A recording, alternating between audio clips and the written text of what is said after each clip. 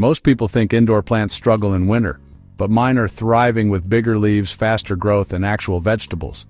Today I'm showing you 4 homemade fertilizers that transform my indoor garden using things you already have in your kitchen. No special products, no expensive trips to the garden center, just simple ingredients that work. If you're new here, welcome to Zero to Purpose, where we grow life simply, sustainably, and right from home. Whether you're growing herbs on a windowsill or vegetables in pots, these fertilizers will help your plants reach their full potential. Grab your tea, settle in, and if you find this helpful, gently tap subscribe so we can grow together. Let's begin. Banana peel tea. Banana peel tea is packed with potassium, the nutrient that strengthens roots and helps plants produce more fruit and flowers, especially in winter when they need extra support. This matters because most indoor plants are sitting in the same soil for months, slowly using up the nutrients they need to thrive. When potassium runs low, you'll notice weak stems, pale leaves, and plants that just seem to stall. But when you add it back, everything changes.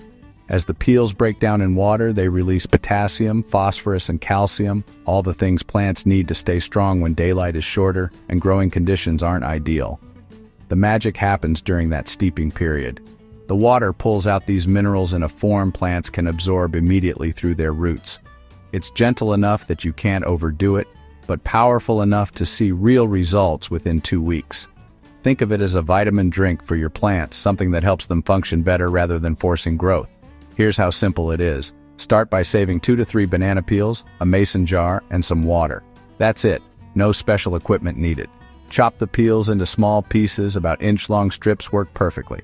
Add them to your jar and fill it with water until the peels are completely covered. Put a lid on it and let it sit on your counter for 48 hours. You'll notice the water turns brownish. That's all those nutrients steeping out. After 2 days, strain out the peels using a small strainer or even a coffee filter. Pour the liquid into a watering can and use it just like regular water. Do this once every 2 weeks during winter. The leftover peels don't go to waste either. Toss them in your compost bin or bury them directly in outdoor garden beds. Your plants grow stronger stems, produce more blooms, and handle winter stress better, all from something you'd normally throw away. I started using this on my cherry tomatoes and pepper plants indoors, and within 3 weeks I saw thicker stems and way more flowers forming. The difference was visible.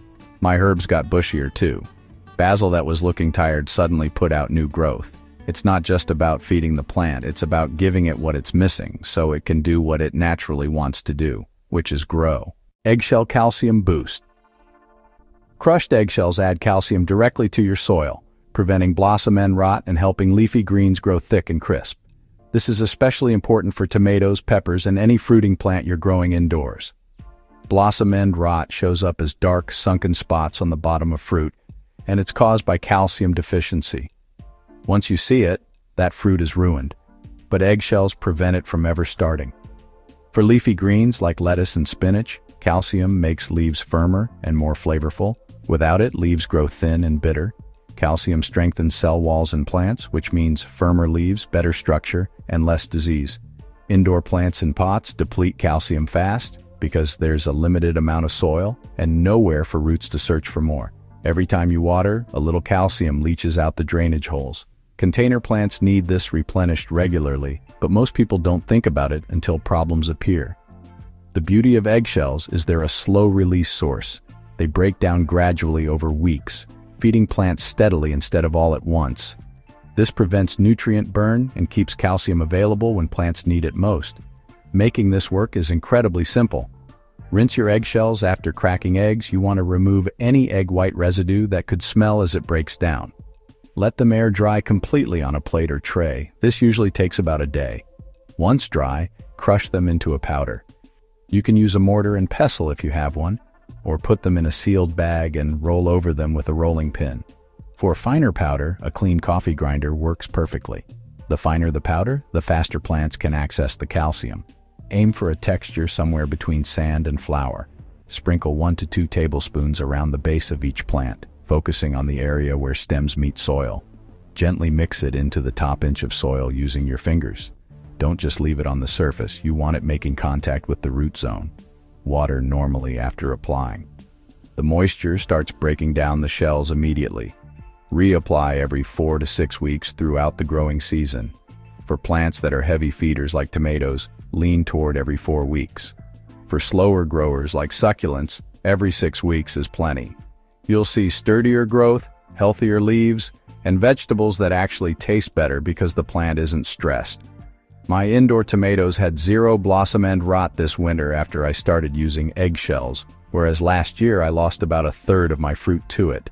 The leaves on my lettuce stayed crisp even as the plants matured, instead of turning papery and bitter like they used to. There's something satisfying about fixing a problem with something you'd normally throw in the trash. One small tweak makes this even more effective. Bake eggshells at 200 degrees Fahrenheit for 10 minutes first. This does 2 things.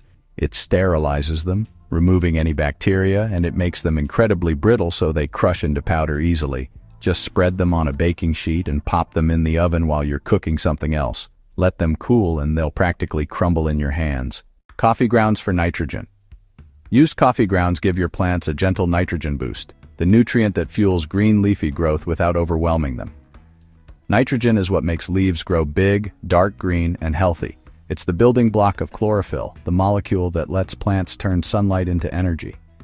Without enough nitrogen, plants look pale and yellowy, and growth just creeps along.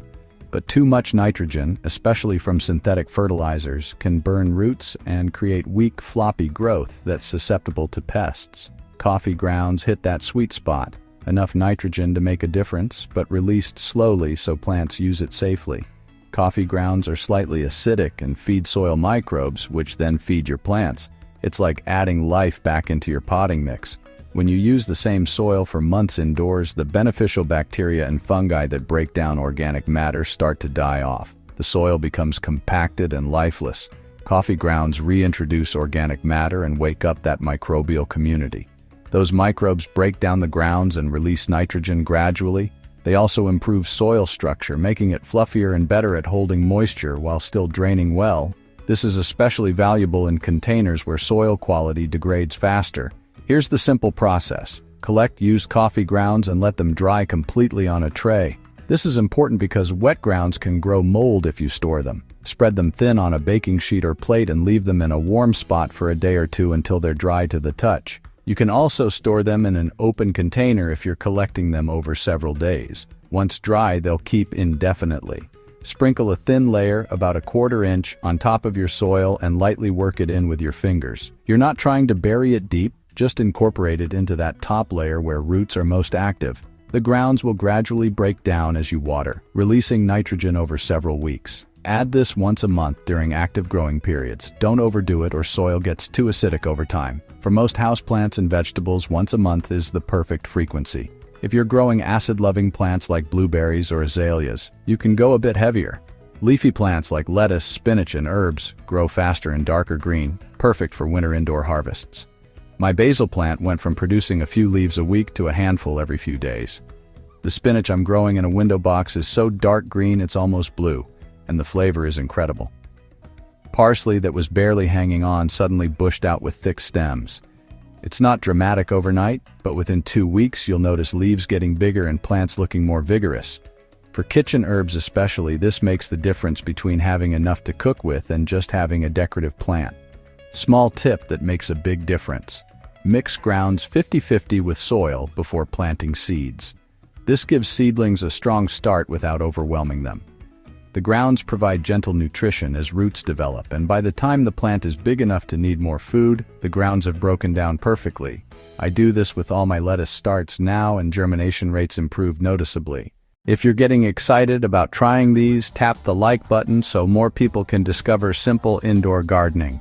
It helps this video reach folks who are looking for practical ways to grow food at home without buying expensive products. And drop a comment telling me which fertilizer you're trying first. Are you going with banana peel tea, eggshells, coffee grounds, or waiting for the last one? I love hearing what's working in your space and what plants you're growing indoors this winter. Your experiences help other viewers too. Compost tea is liquid gold. It feeds plants everything they need and introduces beneficial bacteria that protect roots from disease. If you could only use one fertilizer, this would be it. Compost tea delivers a complete nutrient package: nitrogen, phosphorus, potassium, calcium, magnesium, and dozens of micronutrients. But more importantly, it's alive. That dark liquid is teeming with beneficial microorganisms, bacteria, and fungi that colonize your soil and create a protective barrier around roots. These organisms outcompete harmful pathogens and actually help plants absorb nutrients more efficiently. It's not just feeding the plant, it's building a healthy soil ecosystem that sustains growth long-term. When you steep finished compost in water, you extract all the nutrients, plus living microorganisms that make plants more resilient and productive. The steeping process works like brewing tea, except instead of flavor, you're extracting biology and chemistry. As water moves through the compost, it picks up dissolved nutrients and washes beneficial bacteria and fungi into suspension. Those organisms stay alive in the water, ready to colonize your potting soil as soon as you pour it in. The longer you steep, the more you extract, but 24 to 48 hours is the sweet spot. Beyond that, the tea can go anaerobic if you're not aerating it, and you'll lose those beneficial organisms. The process is straightforward. Place 2 cups of finished compost in a mesh bag or old pillowcase and submerge it in a bucket of water. Use about a gallon of water for that amount of compost. If you don't have a mesh bag, an old t-shirt or cheesecloth works perfectly. You just need something that holds the compost together but lets water flow through. Let it steep for 24 to 48 hours, stirring occasionally. Give it a good stir 3 or 4 times a day if you remember. This keeps oxygen moving through the water, which keeps the good bacteria alive and multiplying. You'll know it's ready when the water turns dark brown, like strong black tea. The smell should be earthy and pleasant like fresh soil. If it smells bad or rotten, something went wrong and you shouldn't use it. After steeping, remove the compost bag and squeeze it out to get every drop of that nutrient-rich liquid. Don't throw the spent compost away, it still has value. Add it back to your compost pile or work it into outdoor beds. Pour the tea into a watering can and dilute it 1-to-1 with fresh water. This makes it gentler and stretches it further. Use it just like regular water, pouring it directly onto the soil around your plants. Try to avoid getting it on leaves. We want it going to the roots where it matters most. Do this every 2 weeks during the growing season.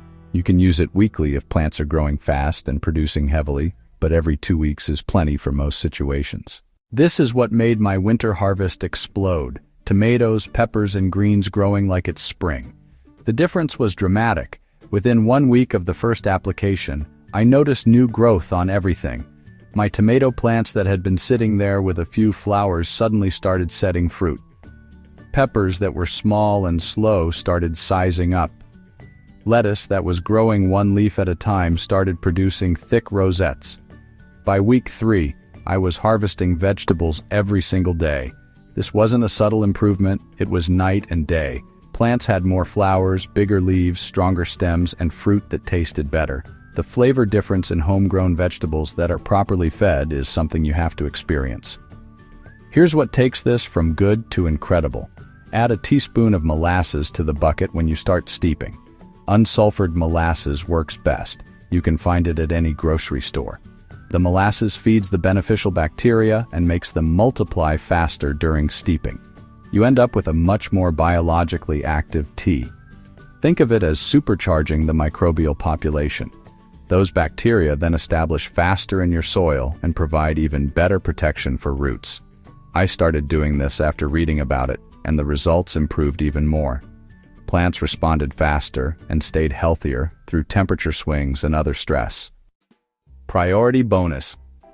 Tip: here's what most people overlook. When you feed plants matters as much as what you feed them. You can use the perfect fertilizer in the right amount, but if timing is off, you won't see the results you should. This is the secret that changed everything for me. Water your plants first with plain water, then apply fertilizer an hour later. Here's why this matters. Dry soil can't absorb nutrients efficiently. When soil is completely dry, it becomes hydrophobic, meaning it actually repels water. If you pour fertilizer onto dry soil, it runs right through without being absorbed. It flows out the drainage holes and you've just wasted it. Worse, any fertilizer that does stay concentrated in dry soil can burn roots because there's no moisture to dilute it. When you water first, you're preparing the soil to receive nutrients. That initial watering moistens the root zone and opens up pathways for fertilizer to spread evenly throughout the pot. Soil particles are coated with moisture, and when you add fertilizer an hour later, it distributes beautifully instead of channeling down one side. Roots can absorb it immediately because they're already hydrated and actively taking up water. The nutrients move into the root system along with that water flow. This one change doubled my results because plants actually used what I gave them. I was making banana peel tea and eggshell powder and coffee grounds, but I wasn't seeing consistent results. Some plants would respond dramatically, others barely changed. I couldn't figure out what was different until I paid attention to soil moisture when I was fertilizing.